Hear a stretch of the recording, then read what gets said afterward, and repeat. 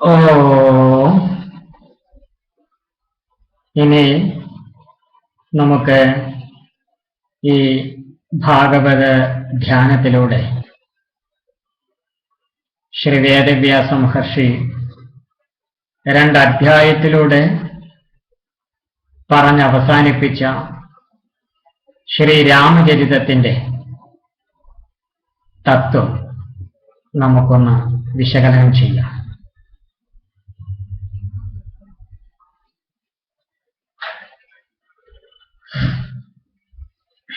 നവമസ്കന്ധത്തിലെ വിഷയം ഈശാനുചരിതമാണ്.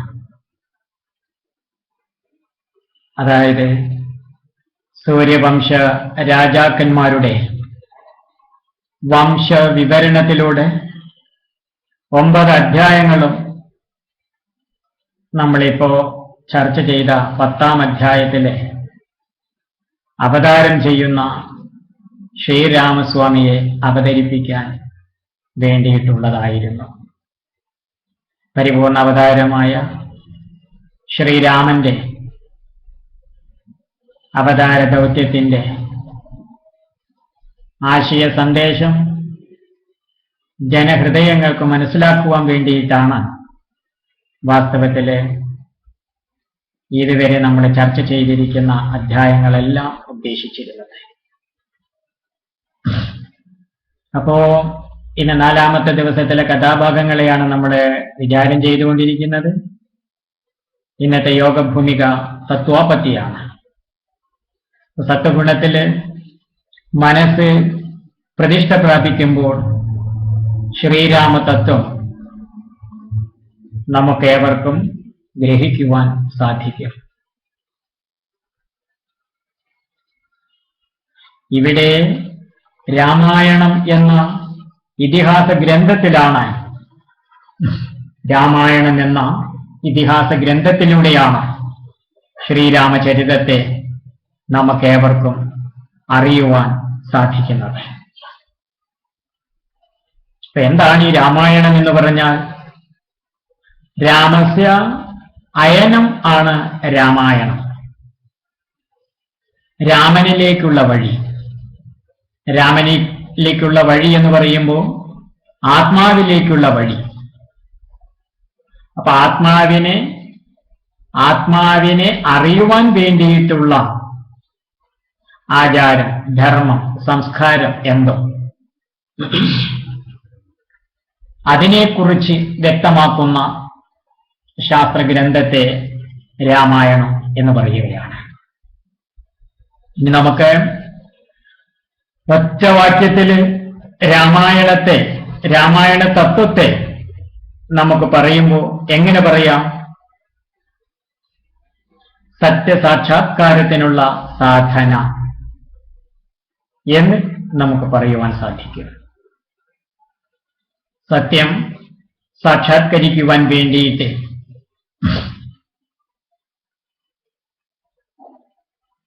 ഒരു വ്യക്തി എങ്ങനെ ധർമ്മം ആചരിച്ച് മുന്നോട്ട് പോകണം എന്ന ധർമ്മ വ്യവസ്ഥയെ വ്യക്തമാക്കുന്നു നമ്മുടെ രാമായണ ഗ്രന്ഥം. ഈ രാമായണം എന്നത് വാസ്തവത്തിൽ എന്താണ്? ഇതിഹാസ ഗ്രന്ഥമാണ്.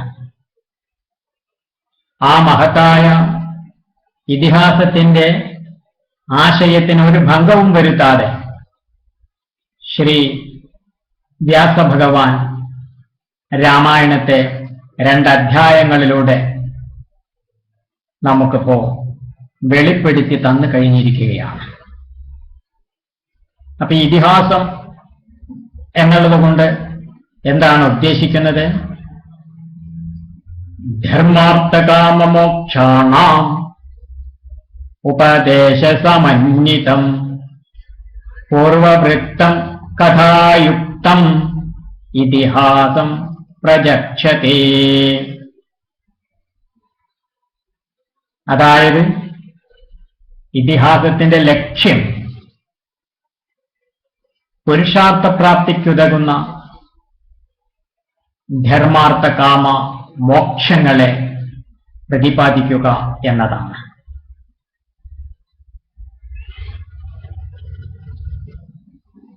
പരമ പുരുഷാർത്ഥത്തിലെത്തുവാൻ ഉപകരിക്കുന്ന കാര്യങ്ങള്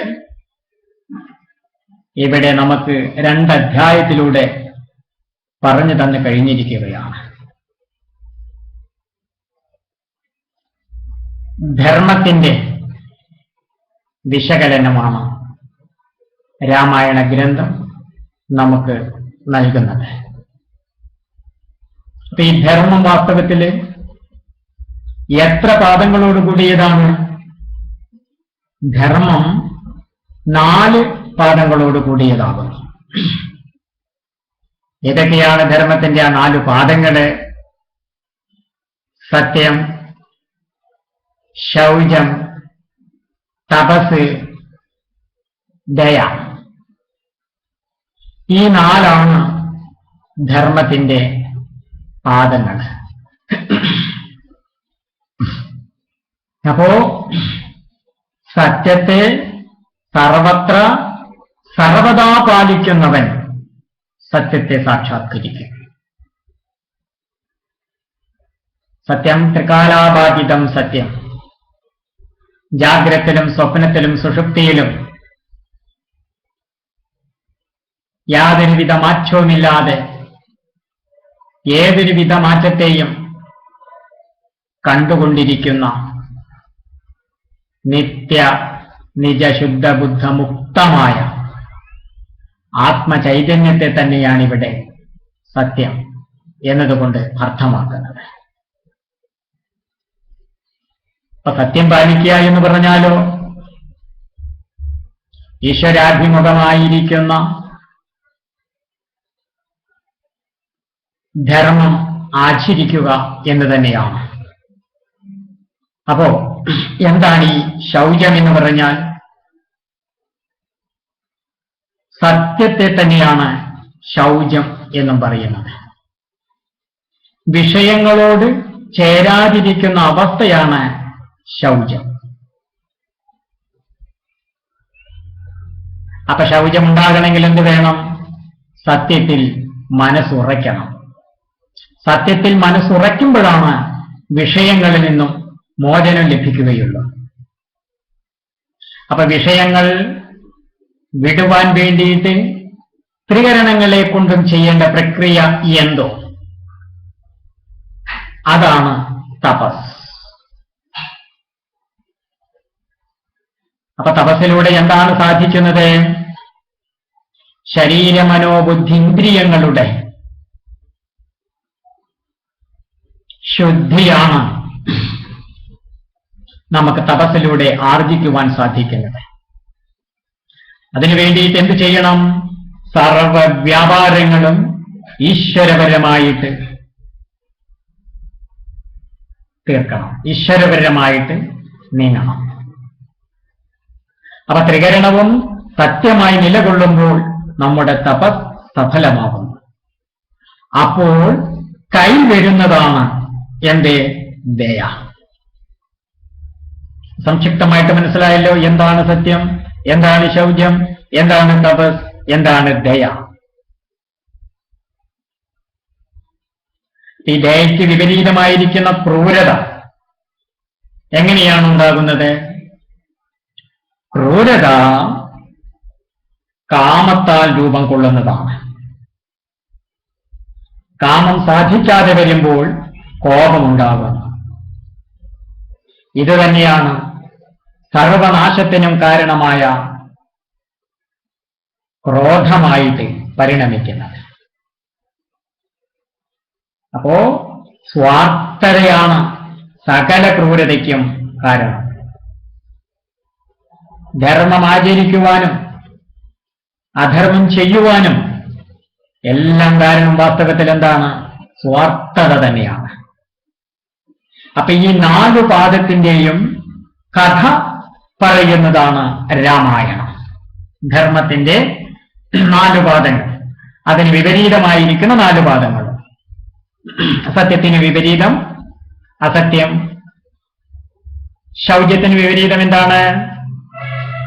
ശൗചം എന്ന് പറഞ്ഞാൽ ശുദ്ധി, ശുദ്ധിക്ക് വിപരീതം അശുദ്ധി. തപസ്സിന് വിപരീതം എന്താണ്? വൈഷീകത. ദയയ്ക്ക് വിപരീതമോ ക്രൂരതയും. ഈ 4, 4, 8. അപ്പൊ പ്രത്യേകിച്ച് ഈ 4 പാദങ്ങളുടെ കഥ നമുക്ക് വ്യക്തമാക്കി തരുന്നു രാമായണമാകുന്ന ഇതിഹാസ ഗ്രന്ഥം.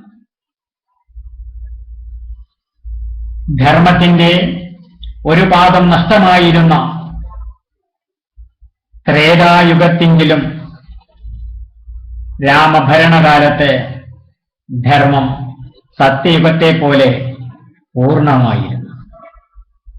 അതുകൊണ്ടാണ് രാമനെ രാമോ വിഗ്രഹവാൻ ധർമ്മ എന്ന് പറയുന്നത്. നോക്കൂ, ഇപ്പൊ നമ്മളിവിടെ കലിയുഗമാണെന്നും കരുതി ജീവിച്ചു പോകുന്നവരാണ്. അപ്പൊ ഈ യുഗത്തെങ്കിലും നമുക്ക് ധർമ്മനിഷ്ഠ ആചരിച്ച് മുന്നോട്ട് പോകുവാൻ സാധിച്ചാൽ സത്യയുഗത്തെ പോലെ ഈ യുഗത്തിലും നമുക്ക് ധർമ്മത്തെ അതിന്റെ പൂർണ്ണതയിൽ ആസ്വദിക്കുവാൻ സാധിക്കും. അതിനുള്ള യത്നമാണ്, അതിനുള്ള പ്രയത്നമാണ്, അതിനുള്ള സംരംഭമാണ് നമ്മൾ ചെയ്യേണ്ടത്. അല്ലാതെ കാലത്തെയും ധർമ്മത്തെയും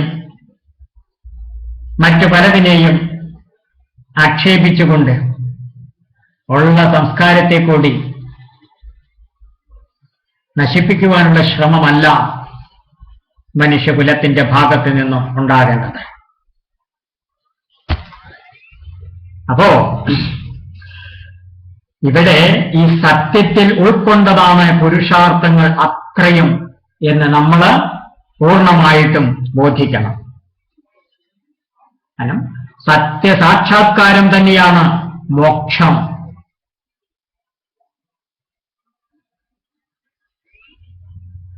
അപ്പോ എന്താണ് ജന്മത്തിന്റെ ലക്ഷ്യം?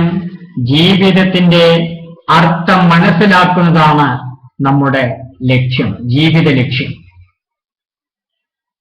വേദവിഹിതമായ രീതിയിൽ ശരീരാവശ്യങ്ങളെ നിറവേറ്റി ആഗ്രഹത്തെ തൃപ്തിപ്പെടുത്തുന്നതാണ് കാമം.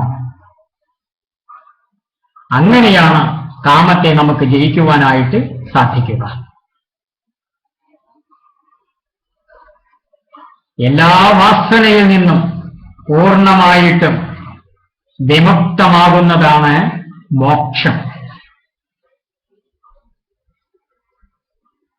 അതിനു വേണ്ടിയിട്ടുള്ള പ്രയത്നമാണ് ബ്രഹ്മചര്യം. ബ്രഹ്മചര്യത്തോടുകൂടിയ ഗൃഹസ്ഥാശ്രമ ജീവിതം കൊണ്ട് നമുക്ക് കാമത്തെ നിഷ്പ്രയാസം തരണം ചെയ്യുവാൻ സാധിക്കും. ഏകപത്നി വ്രതം, പാതിവൃത്യം, ഇതാണ് ഗൃഹസ്ഥാശ്രമ ജീവിതത്തിലെ ബ്രഹ്മചര്യം. ബ്രഹ്മചര്യത്തിന്റെ ദൃഢത കൊണ്ടും കാമത്തെ ജയിക്കാം. സന്യാസിക്കും ബ്രഹ്മചാരിക്കും, സന്യാസിക്ക് ബ്രഹ്മനിഷ്ഠയാണ്. ബ്രഹ്മചാരിയുടെ ബ്രഹ്മചര്യം അഷ്ടവിധ മൈഥുനത്യാഗമാണ്. ഇവയെല്ലാം നമ്മൾ കഴിഞ്ഞ അധ്യായങ്ങളിലൂടെ വ്യക്തമാക്കിയിട്ടുണ്ട്. ഇപ്പൊ ഇവിടെയൊക്കെ അതിനെക്കുറിച്ച് ഓർമ്മപ്പെടുത്തേണ്ട ആവശ്യകത മാത്രമേ നമുക്ക് വരുന്നുള്ളൂ. ഇപ്പൊ കാമത്തെ ജയിക്കാൻ ഗൃഹസ്ഥനാകണം എന്നത് നിർബന്ധമില്ല. നൈഷ്ഠിക ബ്രഹ്മചര്യത്തിൽ നിഷ്ഠ നേടാൻ വിഷമമുള്ളവർക്കാണ് ഗൃഹസ്ഥാശ്രമ ജീവിതത്തിന്റെ ആവശ്യം വരുന്നത്. ഇതാണ് നമ്മൾ മനസ്സിലാക്കേണ്ടത്.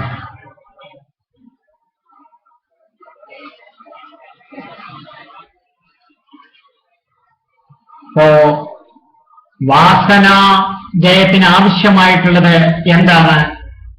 വൈരാഗ്യമാണ്. വൈരാഗ്യം കൊണ്ടാണ് വാസന ക്ഷയിക്കുന്നത്. എന്താണ് വൈരാഗ്യം? സത്യത്തിനോടുള്ള അടുപ്പമാണ് വൈരാഗ്യം. അപ്പോഴാണ് അസത്യം അകന്നു പോകുന്നത്. ഈ വിഷയം എന്ന് പറയുന്നത് അസത്യമായതാണ്, അനിത്യമായതാണ്, അശാശ്വതമായതാണ്. വിഷയത്തിൽ നിന്നും അകലുന്നത് തന്നെയാണ് വൈരാഗ്യം. ശ്രീരാമന് ലഭിച്ച ശരിയായ വിദ്യ കൊണ്ട്, ശരിയായ വിദ്യാഭ്യാസം കൊണ്ട് എന്താണ് ശ്രീരാമന് ആ ശൈശവദശയില്, ആ കൗമാരപ്രായത്തിൽ തന്നെ വൈരാഗ്യം വന്നു.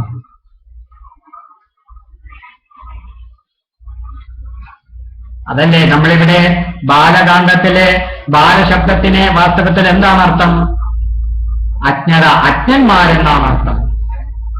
അജ്ഞത ബാലശബ്ദം, അജ്ഞാനി എന്നാണ്. അപ്പൊ അജ്ഞന്മാരെ വിജ്ഞന്മാരാക്കുന്നതായിരിക്കണം വിദ്യാഭ്യാസം. അറിയേണ്ടതായിരിക്കുന്ന അറിവിനെ അറിയുവാൻ വേണ്ടിയിട്ട് വിദ്യാഭ്യാസത്തെ ക്രമീകരിക്കണം.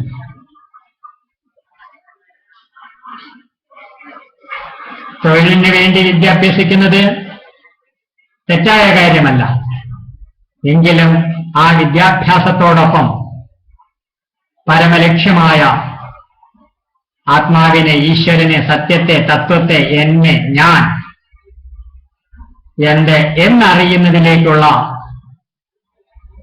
ഒരറിവും വിദ്യാഭ്യാസത്തിൽ നിന്നും നമുക്ക് ലഭിക്കണം.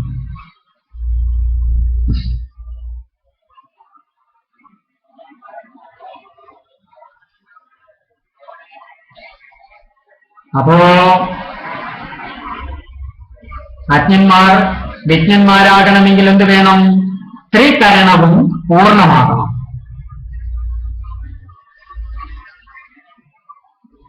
ത്രികരണത്തിലെയും അതുപോലെ വൃത്തികൾ ഈശ്വരപരമാകണം.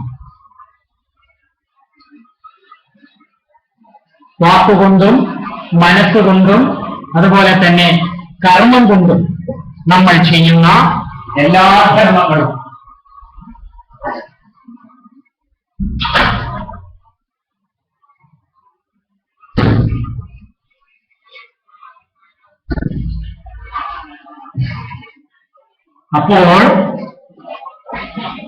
അപ്പോഴാണ് നമുക്ക് അതിൻ്റെ സാധ്യമാകുന്നത്.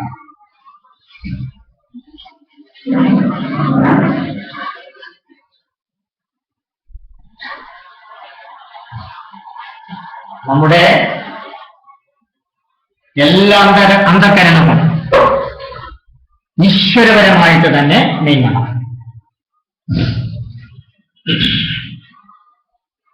അപ്പോഴാണ് എന്താണ് നമുക്ക് സംഭവിക്കുക? ബ്രഹ്മാകാര വൃത്തി ഉണ്ടാകും. ബ്രഹ്മാകാര വൃത്തി കൈവരും. ബ്രഹ്മാകാര വൃത്തി വരുമ്പോഴോ ആവരണഭംഗവും സാധിക്കും. ആവരണഭംഗം വരുന്നതാണ് അജ്ഞാനനാശം. അതോടുകൂടി വിചാരം പൂർണ്ണമാവുകയും ചെയ്യും. ഇവിടെ നോക്കൂ, ആ ശരിയായിരിക്കുന്ന വിദ്യാഭ്യാസത്തിൽ നിന്നും വൈരാഗ്യവും ജ്ഞാനവും ആർജിച്ച നമ്മുടെ ശ്രീരാമസ്വാമികൾ എന്താണ്? രാജ്യകാര്യങ്ങളിൽ പോലും താല്പര്യമില്ലാതെ ഇരിക്കുകയാണ് ചെയ്തത്. അപ്പോഴാണ് യോഗവാസിഷ്ഠോപദേശം, നമ്മുടെ വസിഷ്ഠ മഹർഷി ജ്ഞാനോപദേശം, അതിന്റെ ആ യോഗഭൂമികളാണ് നമ്മളിവിടെ തുടക്കത്തില് ഭാഗവതത്തിലെ വിഷയം പറയുകയുണ്ടായിട്ട്. പിന്നെ 4-ാമത്തെ ദിവസത്തിൽ സത്വാപത്തി എന്ന് പറയുന്ന യോഗഭൂമികയാണ്.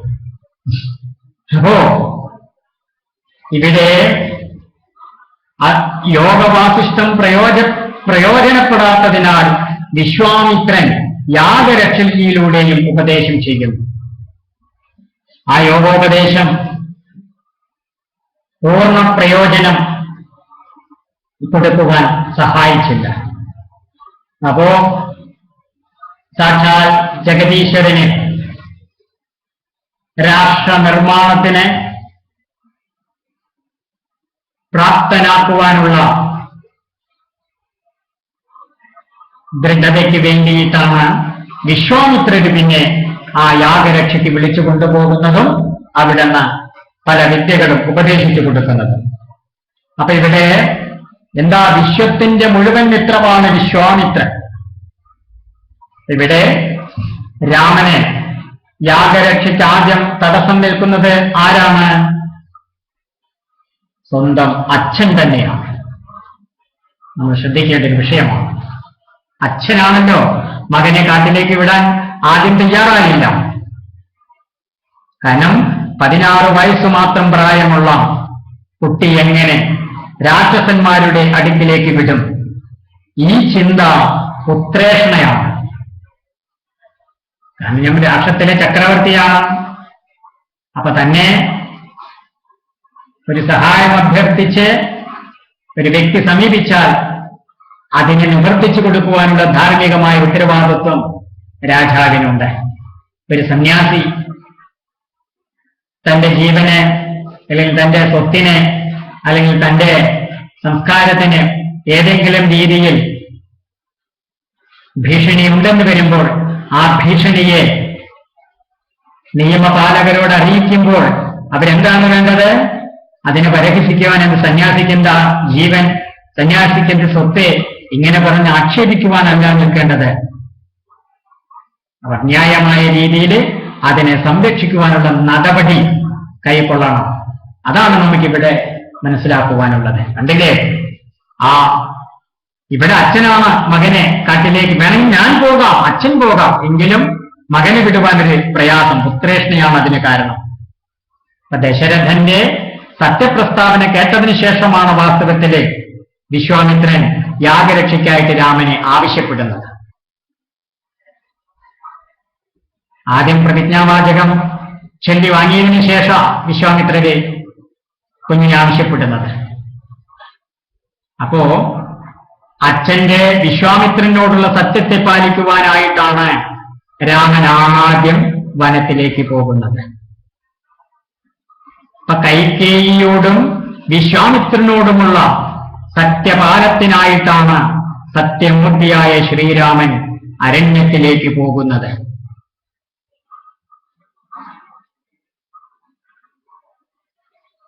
അപ്പൊ അവിടെ കാരണം ഗുരുവാണ്, സന്യാസിയാണ്, യോഗിയാണ്, ജ്ഞാനിയാണ് വിശ്വാമിത്രൻ.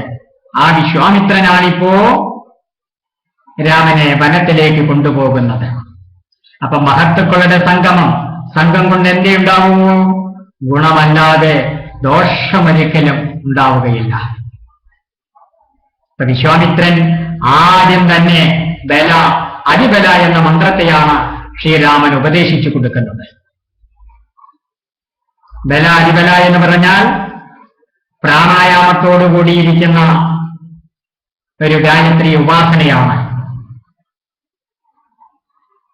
വാസ്തവത്തിൽ അത്തരത്തിലുള്ള അനുഷ്ഠാനം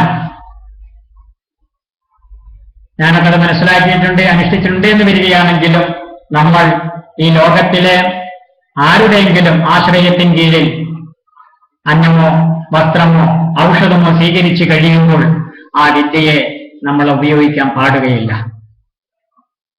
നമ്മളതെല്ലാം വിട്ട് വനത്തിനുള്ളിൽ ഏകാന്തമായിട്ട് ആരെയും ആശ്രയിക്കാതെ തപസ് ആചരിക്കുമ്പോൾ മാത്രമാണ് ബല അതിബല പോലെയുള്ള മന്ത്രങ്ങളുടെയും പ്രാണായാമങ്ങളുടെയും ഒക്കെ പരിശീലനം നമ്മൾ ചെയ്യാവൂ. ഇടയിലൊന്ന് അറിയിപ്പിച്ചു എന്ന് മാത്രം.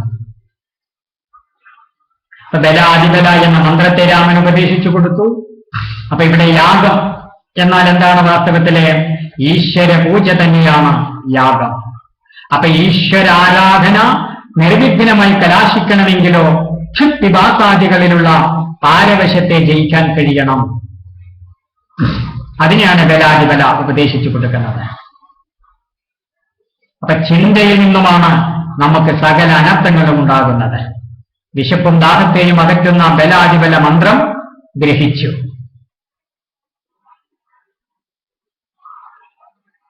ലക്ഷ്മണൻ കൂടെ ഉണ്ടായിരുന്നതിനാലോ ആരെന്തുപദേശിക്കുന്നതും അദ്ദേഹവും മനസ്സിലാക്കുമായിരുന്നു.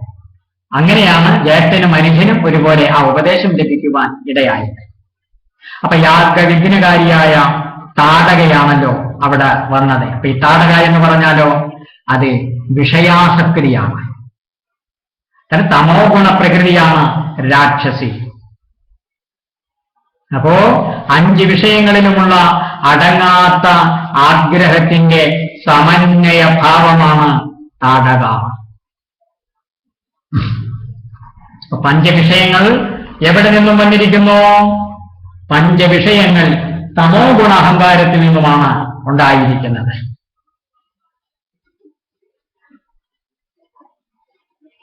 തമോ ഗുണ അഹങ്കാരത്തിൽ നിന്നും വന്ന പ്രകൃതിയുടെ ഗുണമാണ് ശബ്ദ, സ്പർശ, രൂപ, രസ, ഗന്ധങ്ങളാകുന്ന പഞ്ചവിഷയങ്ങൾ. പ്രകൃതിയുടെ ഗുണമായതിനാലാണ് അതിൽ ചാബല്യമുള്ളവരെ ആസക്തരായിട്ട് പോകുന്നത്. അപ്പോ ഇവിടെ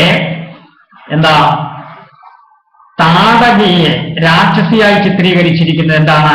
അത് പ്രകൃതിയുടെ ഗുണമായതുകൊണ്ടാണ് രാക്ഷസിയായിട്ട് പറഞ്ഞത്. അപ്പൊ ഇവിടെ സ്ത്രീയെ കൊല്ലാമോ എന്നൊരു സംശയവും ആത്യന്തികമായിട്ടും വരാം, എല്ലാവർക്കും വരാം. അതിനുള്ള മറുപടി എന്താണ്? അതിനുള്ള ഉത്തരം ഈശ്വര പൂജയ്ക്കെതിരായിട്ടുള്ള എന്തിനേയും അതിവർത്തിക്കാം എന്നാണ്.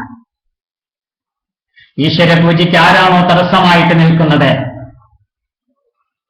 അവരെയെല്ലാം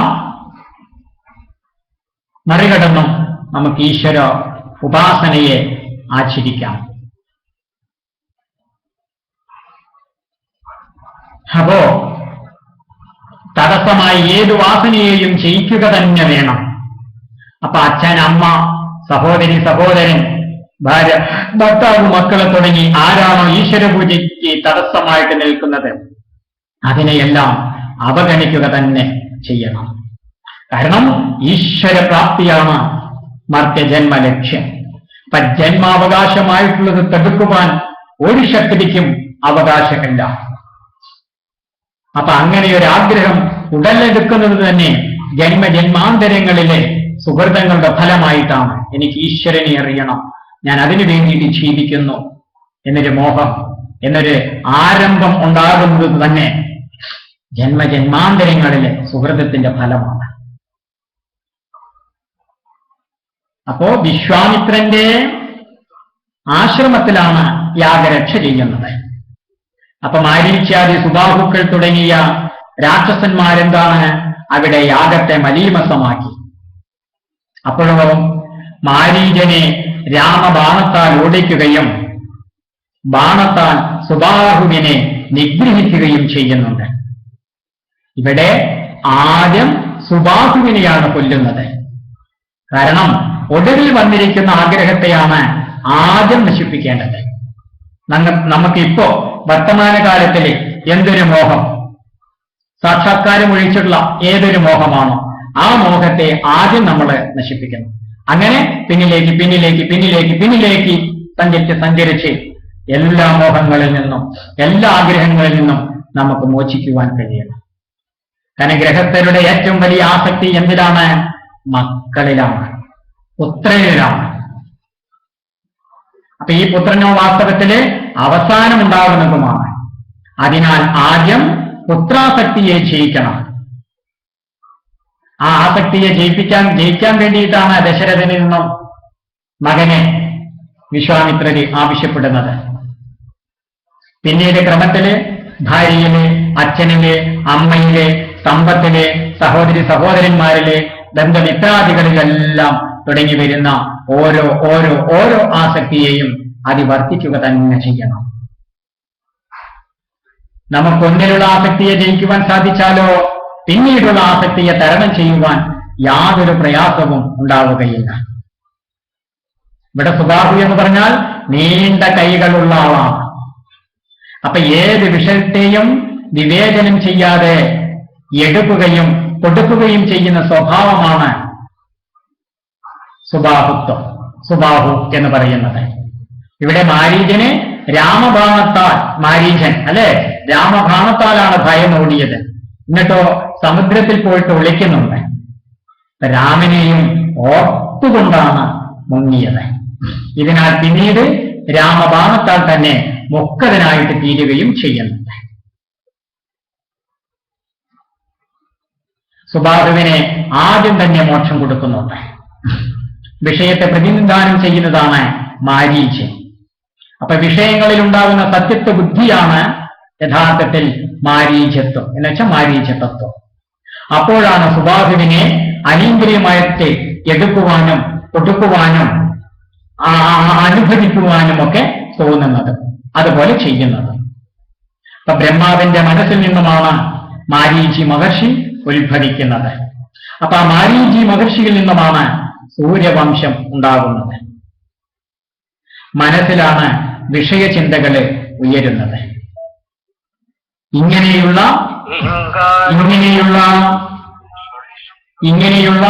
മനസ്സിലാണ് വിഷയചിന്തകൾ ഉയരുന്നത്.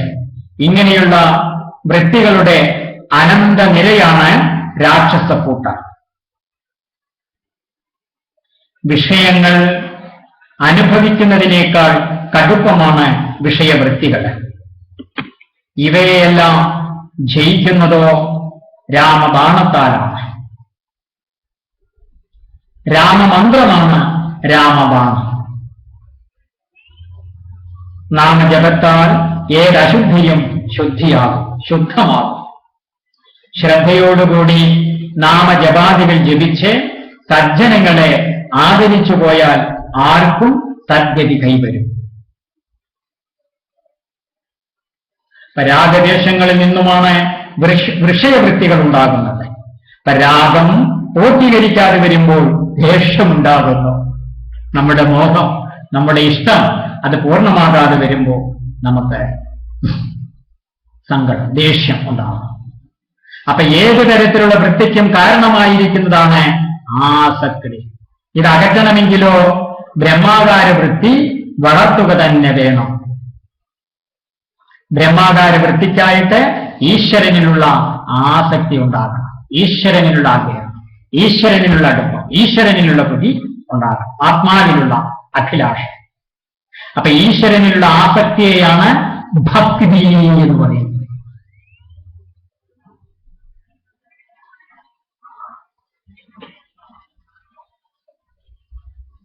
അപ്പൊ ഇവിടെ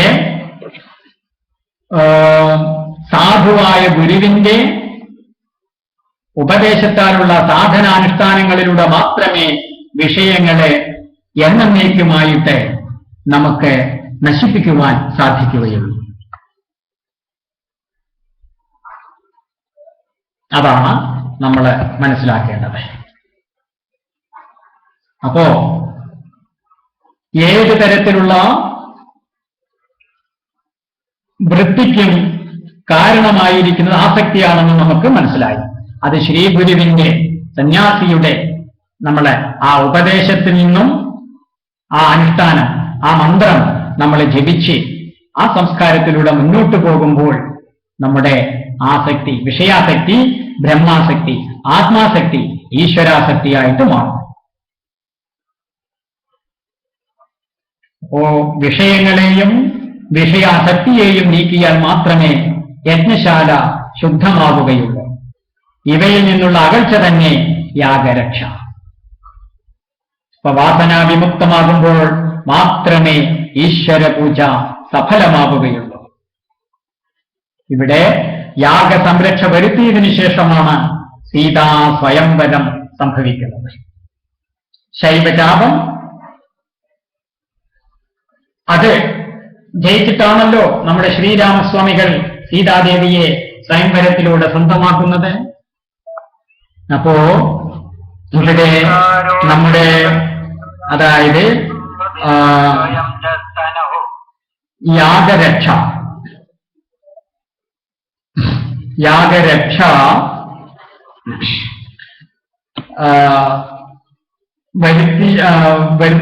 വരുത്തിയിട്ട് നമ്മുടെ സീതാസ്വയംവരം ഉണ്ടാവുകയാണ്.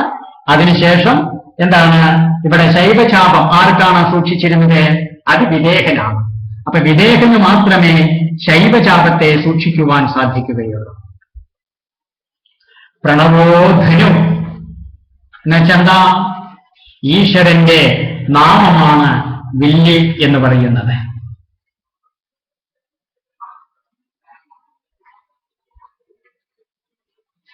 വില്ലിനെ വേണ്ട പോലെ വിനിയോഗിക്കുന്നതാണ് വില്ലിനെ കുലയ്ക്കൽ. നാമം ജപിക്കുന്നത് നാമിയിലെത്തുവാൻ വേണ്ടിയിട്ടാണ്. നാമരൂപങ്ങൾക്കും അപ്പുറം കടക്കുമ്പോൾ സത്യസാക്ഷാത്കാരം സംഭവിക്കും. അപ്പൊ സത്യത്തിലെത്തുവാൻ തടസ്സമായിട്ടുള്ളതാണ് നാമരൂപങ്ങൾ. അപ്പൊ മായയുടെ ഘടകമാണ് നാമരൂപങ്ങളെന്ന് നമ്മൾ ആദ്യമായിട്ടറിയണം. ഈ മായയെ കടക്കുമ്പോഴേ വിദേഹനാകുവാൻ സാധിക്കുകയുള്ളൂ. അപ്പൊ വിദേഹരാജ്യത്തിലെത്തണമെങ്കിലോ അഹല്യയുടെ അടുക്കൽ ചെല്ലണം. അപ്പൊ അറിയാതെ വന്ന പാതിവൃത്യഭംഗത്താൽ ഗൗതമന്റെ ശാപമേറ്റ് കല്ലായി കിടക്കുന്നതാണ് അഹല്യ. പാതിവൃത്യഭംഗത്തിനു കാരണക്കാരായിരിക്കുന്നത് ആരാണ്? ഇന്ദ്രനാണ്. മനസ്സാണിവിടെ ഇന്ദ്രനായിട്ട് നിൽക്കുന്നത്. അപ്പൊ അവസ്ഥാത്രയത്തിലും പാതിവൃത്യം പാലിക്കുവാൻ സാധിക്കണം. സ്വപ്നത്തിൽ പോലും പരപുരുഷ രൂപം തെളിയാതിരിക്കുന്നതാണ് പാതിവൃത്യം. പതിയിൽ ഈശ്വര ദർശനം ചെയ്ത് സർവം പതിയിൽ സമർപ്പിച്ച് പതിയുടെ ഹിതകാംക്ഷിയായി ജീവിക്കുമ്പോൾ മാത്രമേ ഈ ശുദ്ധി നേടുവാൻ സാധിക്കുകയുള്ളൂ. അതാണ്. അപ്പോ ഇവിടെ ഗൗതമന്റെ വേഷം കെട്ടിയിട്ടാണ് ഇന്ദ്രൻ വന്നിരിക്കുന്നത്. അപ്പൊ ഗൗതമൻ എന്ന് പറഞ്ഞാൽ അതാരാണ്? ഗൗതമൻ എന്ന് പറയുന്നത് മുനി തന്നെയാണ്. അപ്പൊ ഇവിടെ മനനശീലം ഉള്ളയാളെയാണ് മുനി എന്ന് പറയുന്നത്. അപ്പൊ മനനശീലത്തിൽ എത്തണമെങ്കിലോ ഉത്തമ ഗുരുവിൽ നിന്നും ശ്രവണത്തിനുള്ള യോഗ്യത സമ്പാദിക്കണം. അപ്പൊ ചിന്തകളെല്ലാം അടങ്ങുന്ന അവസ്ഥയാണ് എന്റെ മൗനഭാവം. അതാണ്. അപ്പൊ ഇവിടെ നമ്മൾ എന്താണ് മുനിയുടെ ഭാവം? ആ മനനശീലത്തിൽ നിന്നുമാണ് നമുക്ക് മുനിത്വം, ആ മുനി ഭാവം വരുന്നത്. അപ്പൊ മനനശീലത്തിൽ എത്തണമെങ്കിലോ ശ്രീ ഗുരുവിൽ നിന്നും സന്യാസിയിൽ നിന്നും നമുക്ക് ആത്മോപദേശം ലഭിക്കുക തന്നെ വേണം. അങ്ങനെ മുനിയുടെ ഭാര്യയായിരുന്നിട്ട് പോലും മനസ്സിന്റെ വിക്രിയകളെ വേണ്ടവണ്ണം മനസ്സിലാക്കുവാൻ അഹല്യയ്ക്ക് സാധിച്ചില്ല. ഇതാണ് ഇന്ദ്രന്റെ പാതിവൃത്യാപഹാരം.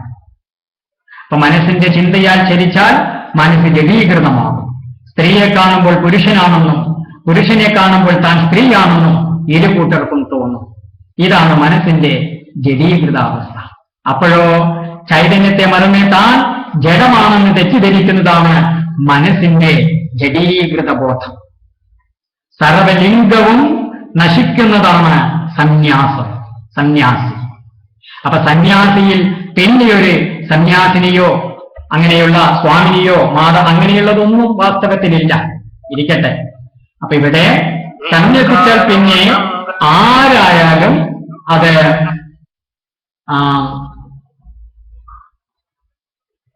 സന്യസിച്ചാൽ പിന്നെ ആരായാലും സന്യാസിയാണ്, സ്വാമിയാണ്. ലിംഗാദികളെ വേർതിരിക്കുന്നത് സന്യാസധർമ്മം അറിയാത്തത് കൊണ്ട് മാത്രമാണ്. അപ്പൊ ഇവിടെ അഹല്യയുടെ ജനീകൃതാവസ്ഥയെ പാദസ്പർശത്താൽ അകറ്റി ഭഗവാൻ. അപ്പൊ പാതിവൃത്യ ദോഷമകന്ന് ചൈതന്യമുള്ള ഗൗതമിയായിട്ട് മാറി. അപ്പൊ പാതിവൃത്യ ദോഷത്തിൽ നിന്നും നിവൃത്തിച്ച ആദ്യാനുഭവം പാദസ്പർശമെന്ന പാദഭക്തിയാണ്. പാദസ്പർശം എന്ന് പറഞ്ഞാൽ അത് പാദഭക്തി. അപ്പൊ സാധകനിലെ വിഷയാസക്തിയെ വിഷയവാസനകൾ എന്ത് വേണം? പാദഭക്തിയിലൂടെ വൈരാഗ്യം വളർത്തിയിട്ട് ജയിക്കണം. എന്നിട്ടോ ആ അഹല്യാമോക്ഷവും കഴിഞ്ഞിട്ടാണ് വീണ്ടും വടക്കോട്ട് പോകുന്നത്.